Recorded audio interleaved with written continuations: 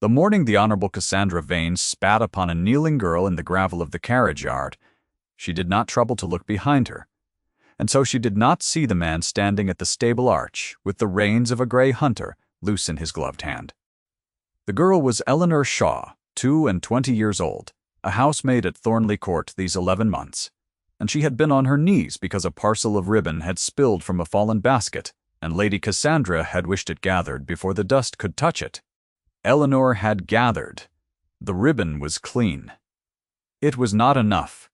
The spittle struck her cheek warm and then turned cold in the October air, and Eleanor did not lift her hand to wipe it, because to wipe it would be to acknowledge it, and to acknowledge it would be to give Lady Cassandra the satisfaction she had purchased with that small, obscene act. She kept her eyes on the ribbon. She finished the coiling of it. She set the basket upright. What Eleanor did not know in that moment was that the verdict of the carriage yard had just been overturned in the mind of the only man at Thornley whose verdict could not be appealed. He was the Duke of Harrogate, and he had come to Thornley as a guest, and he had been about to ride out, and instead he stood very still. He did not call out. He did not stride forward. A gentleman of his rank did not interrupt a lady at her cruelty, as though it were a brawl to be broken up.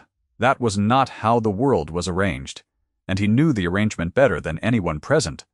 Yet he marked it. He marked the proud line of Lady Cassandra's shoulders as she turned away, the diamonds cold at her throat in the morning light, the practiced carelessness of her step, and he marked the girl, the straight back, the unwiped cheek, the hands that did not shake as they set the basket level on the stones. If you have ever been seen in your worst hour by someone who decided in that hour to think better of you rather than worse, then you know already what was beginning here, though neither of them yet did. Stay close. It begins in the dust of a carriage yard, but it does not end there. Eleanor rose when the yard was empty. Only then did she draw her sleeve across her face, once, quick, and only because the cold had begun to sting. She carried the basket through the kitchen door and set it where the ribbons were kept and said nothing to anyone, because there was nothing to say that would not cost her more than the silence did. This was the shape of her days. She had learned the shape the way one learns a stair, in the dark, by the feet, without the eyes, so that she might move through it without falling. Eleanor had not always knelt in gravel. Her father had been a country attorney in a market town, 3 counties distant, a careful man with a careful library, and he had taught her to read Latin and to keep accounts and to think a thing through to its end before she spoke it. When the fever took him in the spring of her 20th year, it took the careful library too, sold to pay the careful debts, and it took the small house, and it took the name that had meant something on that one street in that one town. What remained was a daughter with an educated mind and no fortune and no protector, which in the year of our story was very near to nothing at all. A neighbor had written a letter.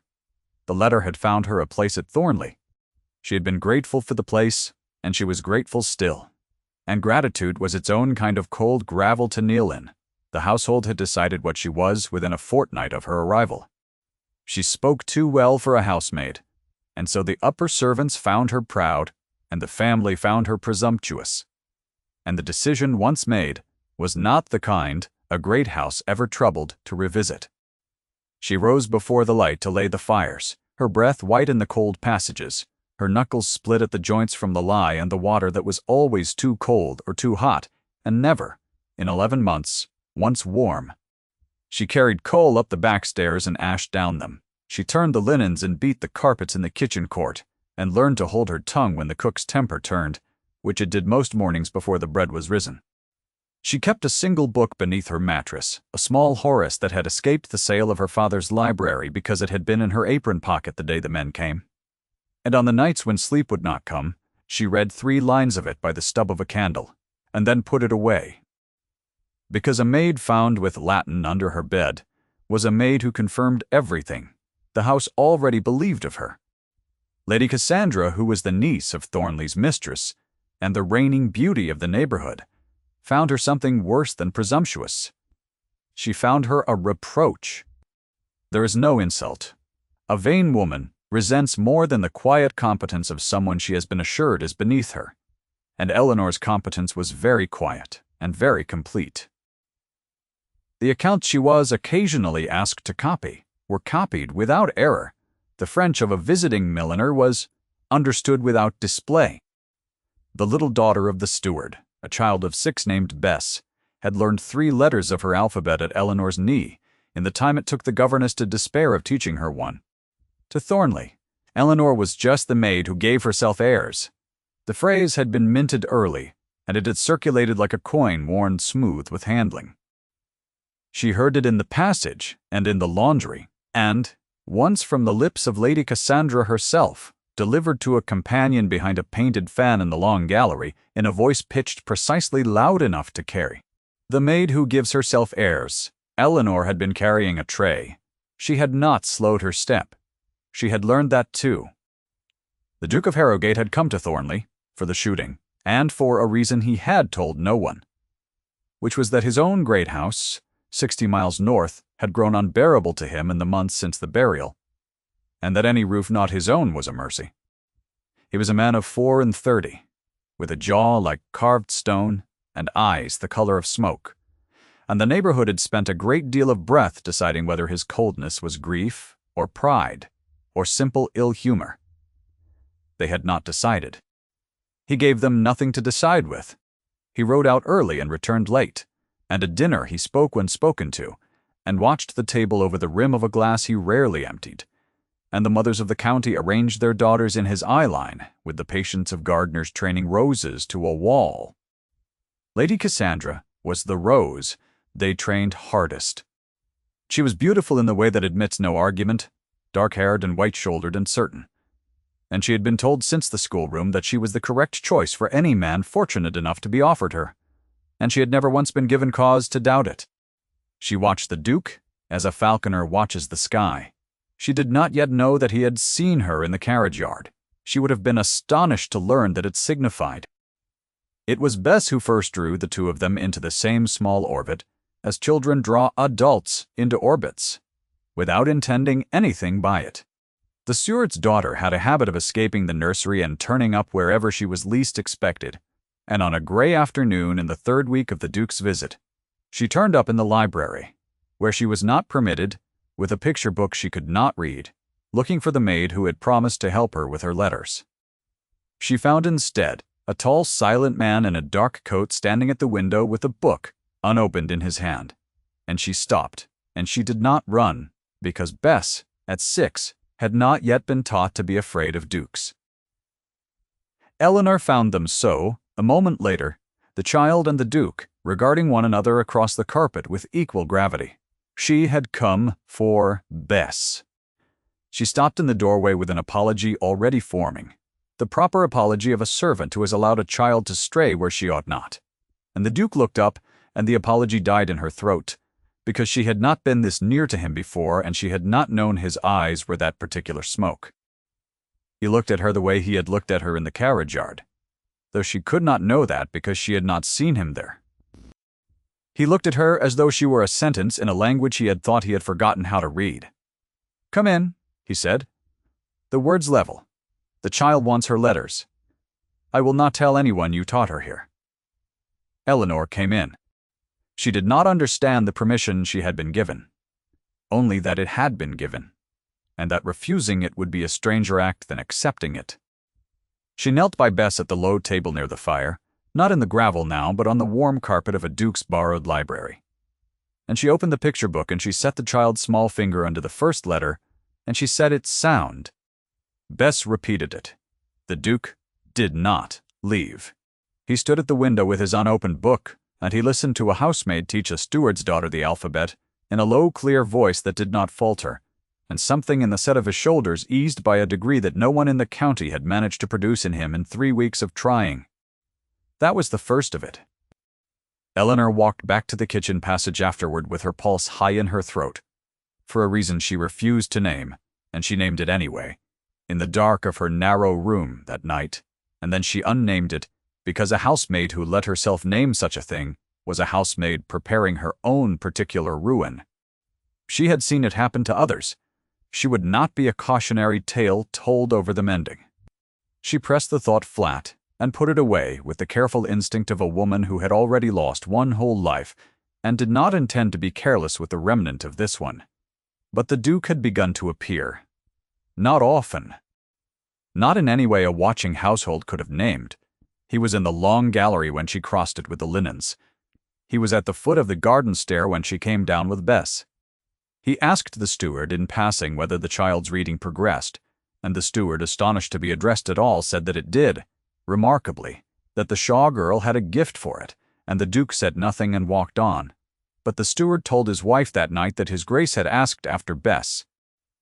And the housekeeper looked at Eleanor over the breakfast accounts the next morning with a new and careful expression that Eleanor did not like at all.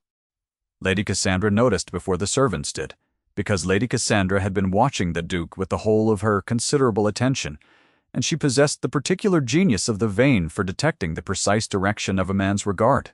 She did not believe it. That was the saving grace of her vanity. For a time. She saw the Duke's eyes follow the maid across the gallery, and she told herself she had seen a man notice a clumsy servant, and she was almost able to make herself believe it.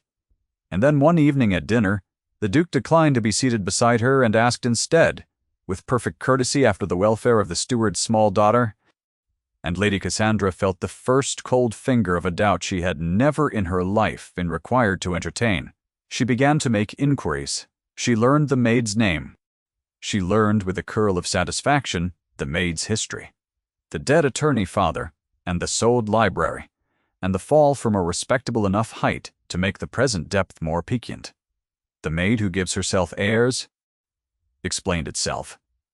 Now the girl had been raised to think herself a lady, and had been corrected by circumstance, and Lady Cassandra found in this both an explanation and a weapon, and she was a woman who did not leave a weapon unused. What Eleanor did not yet know was that the Duke had asked his own steward, 60 miles north, to make a quiet inquiry of his own. The witnessing scene that changed everything happened on a Sunday. The family and their guests had gone to the parish church, and the great house lay quiet. And Eleanor had been left with a list of small duties, and the steward's daughter, whose mother was abed with a chill. She had taken Bess into the walled kitchen garden for the air, and they were there among the late cabbages and the bare espaliered pears when a tenant farmer's boy came running with word that old Martha Coombe, who had been the court's laundress for 40 years before her hands gave out, had taken a bad turn in her cottage at the edge of the park, and was asking for anyone to sit with her, because she was frightened to be alone. There was no one to send. The family was at church. The upper servants had gone with them, or were at their own devotions in the village. The list in Eleanor's apron pocket said nothing of the old laundress, and the rules of the house said a maid did not leave her post and did not take a gentleman's borrowed child wandering across a wet park on a Sunday, and Eleanor weighed all of this in the space of a breath, and then took Bess by the hand and went. She did not know the Duke had not gone to church. He had pleaded a letter to write, and had been believed, because no one questioned him, and he had ridden out alone instead. The way he did, and his road back skirted the edge of the park and the row of estate cottages, and so it was that he came around the hawthorn hedge on his grey hunter and saw through the open door of a labourer's cottage a housemaid in a plain grey gown sitting on a low stool beside a dying woman's bed, holding a knotted old hand in both of hers, reading aloud from a worn prayer book in a voice pitched low and steady, and entirely without performance, while a 6-year-old child sat grave and quiet on the floor by the hearth because she had been asked to be quiet and had decided for once to obey. The Duke did not announce himself. He held the grey still in the lane, and he watched through the doorway, and he listened to Eleanor Shaw read an old frightened woman gently toward the far edge of an ordinary afternoon, asking nothing, expecting nothing, witnessed by no one who could reward her for it, and he understood that he had been right in the carriage yard. And he understood several other things besides, and his face, had anyone been near enough to see it, had gone very still in a way that had nothing to do with coldness. He rode on before she saw him. That was the gift he gave her. That morning, though she never knew she had received it, he let her keep the privacy of her own goodness.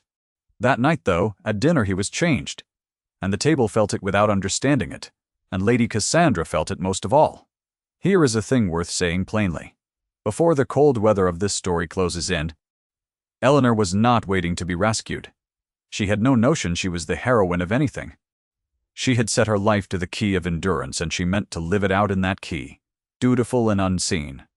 And the only person at Thornley who had decided otherwise was a grieving duke, who had not yet found the words or the right to say so. If quiet courage of the kind nobody applauds has ever moved you, you will understand the rest of this without my pressing it. Now let me tell you what the proud lady did next.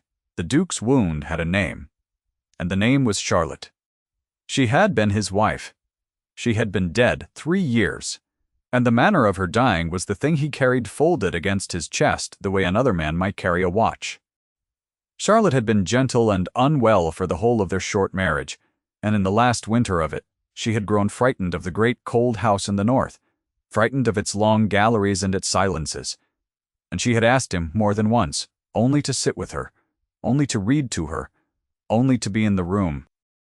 And he, a young man newly burdened with a dukedom and certain there would be time, had been forever in another room, with stewards, with letters, with the management of a vast estate he had told himself he was preserving, for the children they would never have. He had been in another room the night she died. He had come too late. He had held the hand already cooling, and he had understood, with a completeness that 3 years had not eased, that the one thing she had asked of him was the one thing he had been too proud and too busy and too sure of time to give. So when he came around the hawthorn hedge and saw a girl who owed the old woman nothing, sitting at the bedside of a frightened old woman, reading to her in a low, steady voice, holding the hand that no one had paid her to hold, he had not seen a housemaid being dutiful. He had seen the thing he had failed to do, done freely, by a girl the whole of Thornley had agreed was beneath their notice. The recognition went through him like cold water. He named the wound to himself that night fully, for the first time in 3 years, and he did not turn the portrait of Charlotte to the wall as he had done in the dark months. He left it facing the room. It was the nearest thing to peace he had felt since the burial, and it had been given to him, without her knowing it, by the housemaid the county had agreed to overlook. He began after that to do a thing the household found inexplicable. He issued small commands to the maid who gave herself airs, and the commands were strange because they were not the commands of a master to a servant, but something else wearing that shape. "Come out of the cold," he said to her once, finding her crossing the courtyard without a shawl on a raw morning, and he said it with the curtness of an order, and Eleanor, who heard only the order, came out of the cold and did not understand why her face had warmed in the wind. "Sit down," he said, on an afternoon when he came upon her in the library steadying herself against a chair after hours on her feet. And there had been something under the word that she could not parse, and she had sat, and he had stood across the room and watched her rest as though her resting were a matter of consequence to him. And then he had gone without another word. Eat something, he said on a third occasion, when he passed through the kitchen passage at an hour no gentleman had any business in it, and saw that her midday plate sat untouched on the dresser because the cook had kept her running since dawn, and he stood in the doorway with his hat in his hand until she had taken up the bread, and only then did he go. And the cook stared after him with her mouth ajar and the bread forgotten in her own fist. He did not know how to ask. He had never in his life had to learn it, for a duke is not taught to ask, only to require, and the requiring was the only tenderness in his keeping, and so he spent it on her in the only currency he owned. She read the commands as coldness, the audience of one who watched from the lane, who watched from the window, who watched from across the dinner table, read them as what they were, which was a man who had learned too late how to be in the room, and who was, clumsily and against the whole grain of his rank, trying to be in the room now. Lady Cassandra read them as a threat. By the first frost she had abandoned the comfort of disbelief and taken up the harder work of warfare. She could not strike at the Duke. One did not strike at a duke. So she struck, where the household had always permitted her to strike, at the girl, and she did it with the polished cruelty of a woman to whom cruelty had never once carried a cost. She found small public occasions to correct Eleanor before others. She invented faults.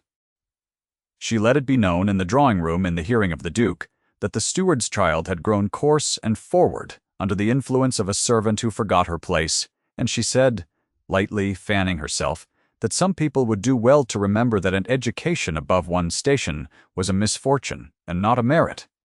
"The maid who gives herself airs," she said, and she said it to the whole drawing-room this time, and she smiled as she said it, and 2 or 3 of the company laughed. The Duke set down his glass. He did not laugh. The silence where his laughter should have been was louder than the laughter had been, and Lady Cassandra heard it, and a wiser woman would have heard in it the first crack of the ice she stood upon. She did not. She had spent her whole life on the firm ground of being the correct choice, and she could not conceive that the ground had moved. It moved further the following week, at the Harvest Ball. Thornley held its ball in the long gallery, which had been cleared and lit, until the chandeliers threw their gold down the whole length of it, and the polished floor gave the candlelight back doubled. Footmen had spent 2 days waxing those boards on their knees, and the wax caught the light now and held it, so that the dancers seemed to move upon a second gallery hung beneath the first. The orchestra had been brought from the county town and sat in the gallery's far bay behind a screen of hothouse flowers, the violins tuning in thin, bright threads above the murmur of arriving guests. The county came in its silk. There were card tables in the small drawing-room beyond, and a supper laid in the dining-room for midnight. Cold birds and jellies and a great glittering pyramid of spun sugar that the cook had wept over twice, and the candles, hundreds of them, had been counted and set and lit by hands that would not be thanked. Lady Cassandra came in ice blue, with her grandmother's sapphires at her throat.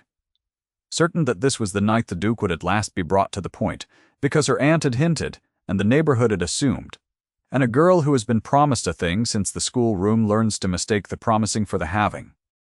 Eleanor was there too, but below the gold, among the servants who carried the trays and refilled the glasses and stood against the wall waiting to be needed and otherwise unseen.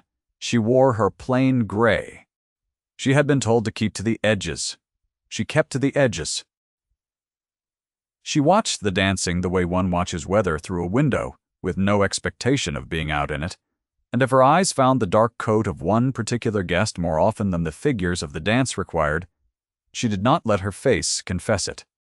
She was carrying a tray of glasses along the wall when Lady Cassandra, flushed with wine and confidence, and the long delay of a triumph she felt was owed her, decided that the maid's presence in the gallery was itself an insolence to be corrected, and decided to correct it in the most public manner the evening could afford. It happened quickly the way such things do. Lady Cassandra stepped into Eleanor's path, as if by accident, and the tray tipped, and 3 glasses went to the floor and broke, and the wine spread, dark across the gold of the polished boards, and Lady Cassandra cried out as though she herself had been struck, and the music faltered, and the gallery turned. "Clumsy creature," Lady Cassandra said into the sudden quiet, and her voice carried the length of the gold room. "Look at her! The maid who gives herself airs! Do you know, she has been filling that child's head with letters and Latin as though a steward's brat were a little lady. She thinks herself above the floor she stands on. She forgets that she is a servant and nothing more." Eleanor stood among the broken glass with the wine soaking into the hem of her gray gown, and she did not weep, and she did not run, and she did not defend herself, because there was no defense a servant could make in such a room that would not be taken as further insolence. She felt the cold of the spilled wine reach her ankle through the worn leather of her shoe. She felt the heat of 100 faces turned toward her. She bent to gather the broken glass. She had knelt in gravel. She could kneel in this. She kept her eyes on the shards and her hands steady, and she gathered, careful of the edges, setting each piece on the tray with the small precision of a woman who had decided that if she must be looked at, she would at least not be seen to falter, and the gallery watched her do it, and some of the watchers were ashamed, and most were merely entertained. And Lady Cassandra stood over her in ice blue and sapphires, and savored the completeness of the verdict she had rendered before the whole of the county. Then a glass was set down on a side table with a small, decisive sound, and the Duke of Harrogate crossed the gallery. He did not hurry. That was the thing the county remembered afterward, when they told it and retold it through the winter. He did not stride or storm. He crossed the long gold room at an unhurried walk, and the crowd opened before him without being asked, and the music had stopped entirely now. And the only sound was his boots on the polished boards and the small chime of the broken glass as Eleanor went on gathering it, because she did not yet understand that the room had changed its weather over her bent. Head. He reached her. He went down on one knee beside her, there in the wine and the broken glass, in his dark coat before the whole assembled county, and he took the shard from her fingers and set it on the tray. And he said, in a voice level and low and meant to carry only her name, "Miss Shaw, not the maid, not the girl. Miss Shaw, the address of a gentlewoman spoken by a duke on one knee in a ballroom." And the gallery drew its breath as one body. Eleanor lifted her eyes to his at last. He rose, and he drew her up by the hand as he rose, so that she stood, and he kept her hand and he turned with her to face the room, and the woman, in ice blue, who had gone the color of the wine on the floor. Here is what he said. He said it once, and he did not raise his voice, and he never said it again. "This lady is to be my wife." The gallery did not move. Lady Cassandra's fan stopped against her breast. Somewhere a single sapphire of certainty cracked silently in two. She had been the correct choice in every room she had ever entered, and she stood now in the one room where the correctness had not held, and the recognition came over her face in stages, disbelief, and then comprehension, and then a humiliation so total that even her own party looked away from it. She did not faint, though she might have wished to. She did the only thing left to a woman whose entire arithmetic had just been proven false in public.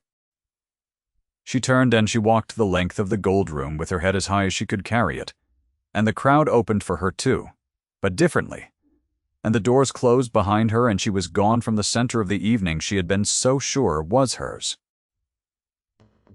The Duke did not watch her go. He was looking at Eleanor, and Eleanor, who had braced for every cruelty the world had taught her to expect, and had no defense prepared against tenderness, felt the careful key of endurance she had lived in for 3 years slip finally out of the lock. Her hand trembled in his. He felt it, and he did not let go, and that was the whole of his answer. The county solicitor, a Mr. Mang, Pemberton, who had been among the guests and who happened to handle the Duke's northern affairs, came forward quietly within the hour, not to rescue anything but to seal it, for the Duke had asked him weeks before to draw certain papers, and the asking had been the thing the steward's quiet inquiry was for. And so, the engagement that the gallery had witnessed was not a gesture of a moment, but a decision already made and already lawful, and there was nothing Lady Cassandra or her aunt or the whole machinery of the county could do to unmake it. What Eleanor did not learn until later, in the quiet of the days that followed, was how long he had known. Quote, he told her himself, on a gray afternoon in the library where Bess had first drawn them together, with the child asleep on the hearthrug between them. He told her about the carriage yard, and the spittle she had thought unwitnessed, and the straight back she had not known anyone had marked.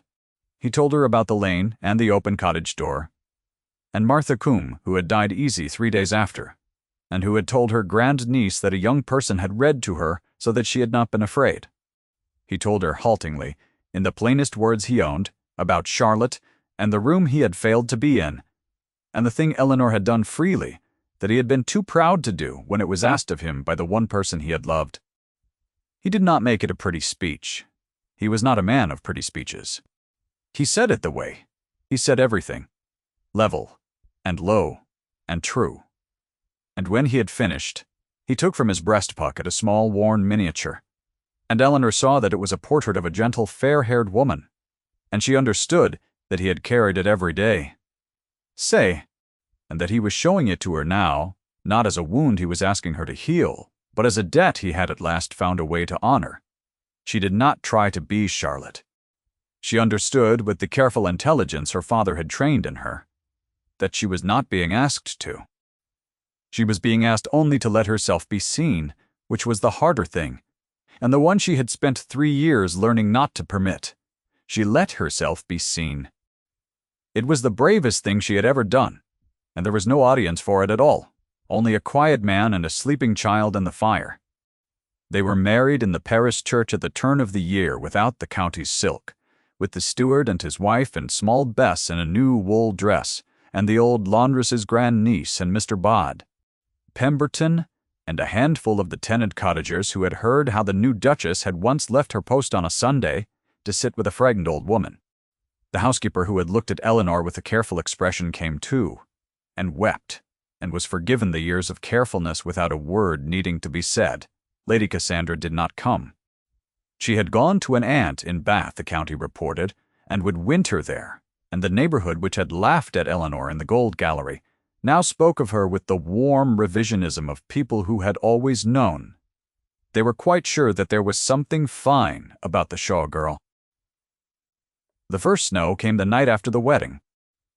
At Harrogate in the north, in the great cold house that had been unbearable, Eleanor stood at a tall window in the library, with a shawl about her shoulders, and watched it come down white and silent over the dark park, and she was not cold, because a fire had been built high in the hearth at her husband's order. The kind of order she had learned by now to hear correctly as care wearing the shape of command. The library had been the room she most expected to find forbidding, for it was the largest in the house and the coldest, and its windows ran from floor to ceiling. And she had thought it would feel like a church one was not permitted to pray in. It did not. Someone had lit the candles along the long table. Someone had drawn the great chairs near the fire. There were fresh logs in the basket, and the leather of the book spines glowed warm in the firelight, and a tea tray had been brought without her asking. And she understood that the house had begun, quietly, to arrange itself around the fact of her, the way a household does around a person it has decided to keep. Bess had been brought north with her parents. The Duke had found the steward a post on the home farm, because a child who had learned her letters at Eleanor's knee was not to be left 60 miles behind.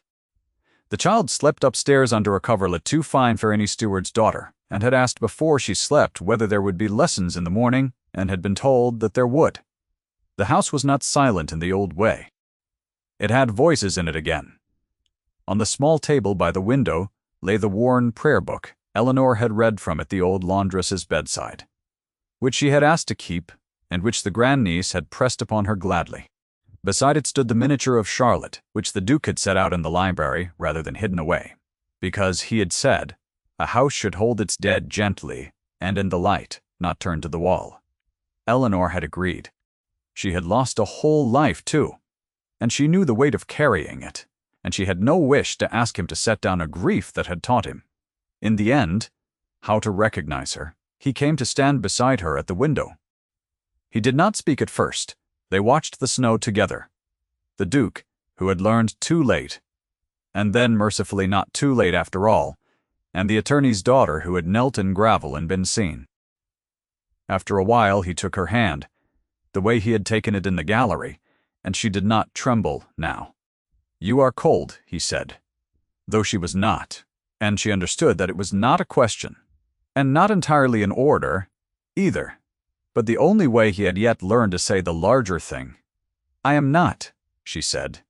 "I am exactly where I should be." The fire settled in the hearth. The snow went on falling over the park, filling the long carriage drive where, in another house and another season, a proud lady had spat upon a kneeling girl and turned away without looking, and had not known that everything had already changed. It was changed, now past any unchanging. Upstairs, a child slept warm. By the window, a worn prayer book lay open to no particular page, and the small portrait of a gentle woman kept its place in the light, and the new Duchess of Harrogate stood with her hand in her husband's and watched the white come down, and was, for the first time since a careful library had been sold 3 counties and a lifetime away, entirely unafraid. If Eleanor's journey moved you, stay a moment in the quiet of it before you go, and if you would, leave a word for her below. The snow is still falling, and there is a fire, and the room, at last, is not empty.